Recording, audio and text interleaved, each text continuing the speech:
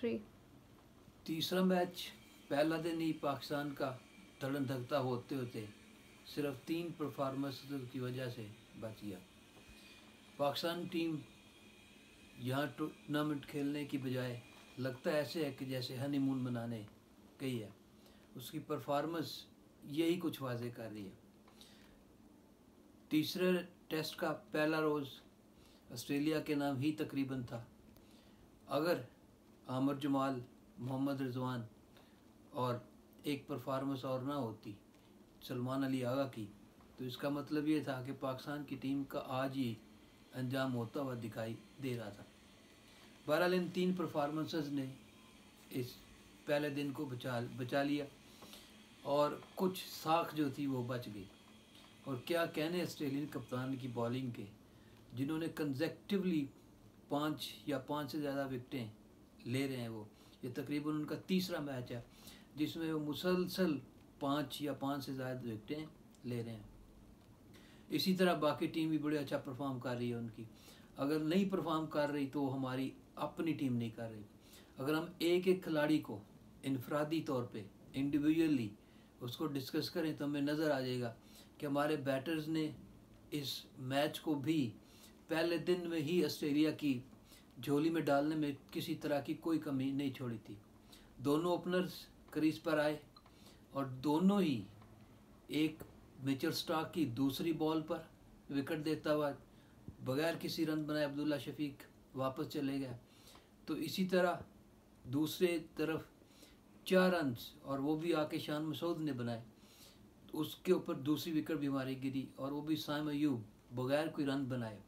इस खिलाड़ी के बारे में सोशल मीडिया पर बहुत ज़्यादा प्रोपेगेंडा चल रहा था, क्योंकि आजकल सबसे अच्छा हथियार सोशल मीडिया है। इसके जितने प्लेटफॉर्म्स को आप मौसर तरीके से इस्तेमाल कर सकते हैं, शायद ही किसी और प्लेटफॉर्म को इस्तेमाल किया जा सके, और वो कर रहे हैं। तो इस खिलाड़ी ने कुछ लीग्स के अंदर परफॉर्मेंस का मुजाहरा किया, स्टाइल अच्छा, तो उसको बुनियाद बनाते हुए उन्हें टीम में लाने में लोग कामयाब रहे। उनके हमायती मुसलसल जो थे वो इस पर गेम के अंदर चल रहे थे कि किसी तरह ये टीम में आ जाए। तो वो भी हेजलवुड की गेंद को बिल्कुल समझ ना पाए और बड़े आराम से कैच देते हुए वापस चले गए। तो इस तरह से 2 विकेटें सिर्फ 4 रन के ऊपर, और वो भी टेस्ट मैच के अंदर। कोई T20 नहीं था कि जहाँ पे आते ही मार धाड़ शुरू हो जानी है, ना ही कोई वनडे था कि जिसके अंदर बहुत ज़्यादा एहतियात या बहुत ज़्यादा खेलने की ज़रूरत बनती है। कुछ ऐसा नहीं था, बल्कि सीधा सीधा टेस्ट मैच खेलना था और सलाहियतों का टेस्ट होता है। टेस्ट मैच का मतलब ये होता है कि आपकी सलाहियतों का ये टेस्ट है कि आपके अंदर कितना स्टेमिना है। सबसे पहली बात विकेट पर ठहरने का, इसमें सबसे ज़्यादा अहम पॉइंट ये होता है कि आप विकेट पर कितनी देर तक और किस तरह से स्टे करते हैं, उसके साथ साथ फिर रन बनते हैं। बहरहाल साइम अयूब विकेट देकर निकल गए। उसके बाद बाबर आजम आए, अच्छा आगाज़ किया, 26 रन की इनिंग खेली और वो भी विकेट देते हुए निकल गया। तो तकरीबन 50 से 60 के दरमियान पाकिस्तान की 5 विकेटें जो थी वो पवेलियन लौट चुकी थी। तो इससे आप अंदाज़ा लगा लें कि ये खिलाड़ी मैच खेलने गए हैं या हनीमून मनाने गए हैं। उनका जाने का मकसद क्या था। एक तो आधी टीम वैसे हम इंजर्ड लेकर गया, इस टर्म की समझ नहीं आई आज तक हमें कि आखिर ये बोर्ड की सिलेक्शन होती क्या है, कि वो खिलाड़ी कौन से खिलाड़ी जो है ना वो सिलेक्ट होते हैं। बहरहाल जब इंजर्ड से जान निकलती है तो जो खेल रहे होते हैं उनकी परफॉर्मेंस वो मानी खेज होती है। वो एक एक स्टेप उनका मानी खेज होता है कि ये लोग किस तरह से परफॉर्म कर रहे हैं। मैं क्यों ये लफ्ज़ इस्तेमाल कर रहा हूँ कि ये टीम खेलने नहीं गई है बल्कि हनीमून मनाने के लिए गई है, और वाकई मना रही है। डायरेक्टर से लेकर मोहम्मद हफीज़ तस्वीर सामने आ रहे हैं, वो अपनी बेगमात के साथ मुख्तलिफ मुकामात की सैर सपाटे कर रहे हैं। शायद खेल की तरफ तो जो नहीं है, बाकी कामों की तरफ तो जो पूरी तरह मबजूल है। तो हमारी पहली 4-5 विकेटें इस तरह से गिरी।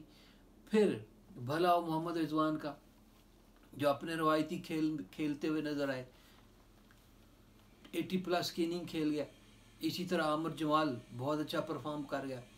आमिर जमाल ऐसा खिलाड़ी नज़र आ रहा है कि पाकिस्तान को अब्दुल रज़ाक के बाद बहुत सारे ऑलराउंडर्स जो थे वो आजमाए गए, जिन्होंने परफॉर्म किया, लेकिन उस लेवल का ऑलराउंडर शायद हमें नहीं मिला था जो मिलना चाहिए था। ये आमिर जमाल एक ऐसा लड़का है जो इन विकेटों के ऊपर अगर परफॉर्मेंस दे रहा है तो आप अंदाज़ा लगाएं कि वो बाकी वेस्ट जो ख़ास तौर पर बड़े सगीर की विकेटें हैं, पाकिस्तान है, श्रीलंका है या दूसरी एशियन कंट्रीज़ हैं, उनके विकेटों के ऊपर इसकी परफॉर्मेंस कैसी होगी। बहुत अच्छी इनिंग खेली, नाकाबिले फरामोश इनिंग खेली, बड़ी इनिंग खेली और उस स्टेज पर आकर खेली जहाँ पर पाकिस्तान को वाकई ज़रूरत थी। सलमान अली आगा भी अपनी कैपेसिटी, उनकी जितनी 40-50 की कैपेसिटी है वो उतना को खेल गया और 50 पाकिस्तान को देकर इंतहाई मुश्किल तरीन हालात के अंदर, क्योंकि उस खिलाड़ी की इतनी कैपेसिटी है और वो उतना ही परफॉर्म करने में कामयाब रही।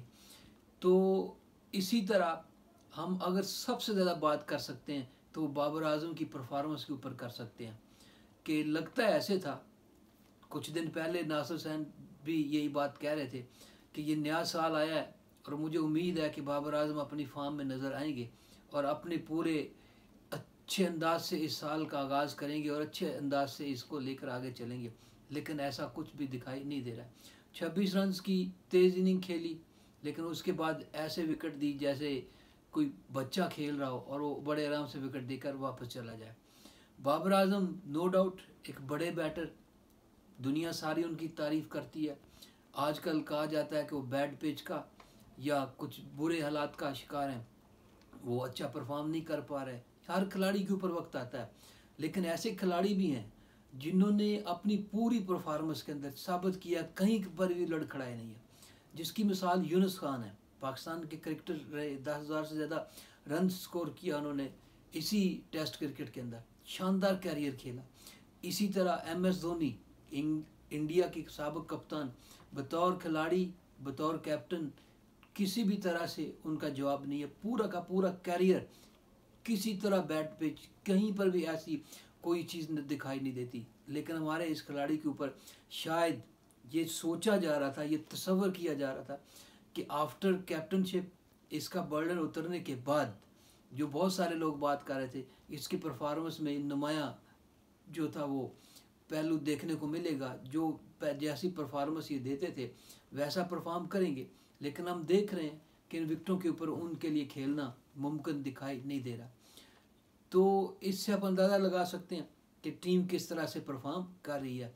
तो इस परफॉर्मेंस को हनीमून परफॉर्मेंस ही कहा जा सकता है, इसके अलावा क्या कहा जा सकता है कि इन्होंने बिल्कुल भी खेल की तरफ शायद तवज्जो है ही नहीं। तो वो हमारे 4-5 बैटर्स की पहले दिन की टॉस जीतने के बाद पहले ओवर्स के अंदर ही, मतलब 29-30 ओवर्स के अंदर ही आप इतनी विकेटें देकर वापस जा रहे हैं और आपको ज़रा भी उसकी टेंशन या परेशानी नहीं है।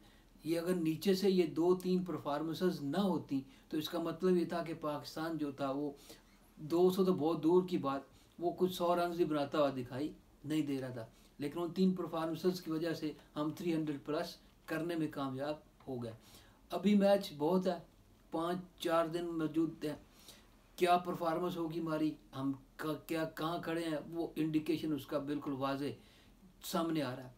तो इस मैच को भी हमें वाइट वॉश से बचने के लिए या तो ड्रा करना या उसको जीतना ज़रूरी। जीतना तो खैर इस डिक्शनरी में हम नहीं ला सकते, क्योंकि अगर हम ये काम करना होता तो सेकंड टेस्ट मैच हम किसी भी सूरत मुखालिफ टीम को ना देते जो हमने दिया। तो जीतना तो बहुत दूर की बात है, ड्रॉ के बारे में सोचा जा सकता है, लेकिन वो भी देखना यह है कि मुखालिफ टीम कैसा परफॉर्म करती है। मुखालिफ टीम बहुत आला खेलती है और वो राइट ऑन टारगेट खेलती है, बड़ा डिसिप्लिन्ड वे से खेलती है, अपने कोच और कप्तान और सारों को की जो हदायत होती हैं उसके मुताबिक परफॉर्मेंस हमें देखने को मिलती है।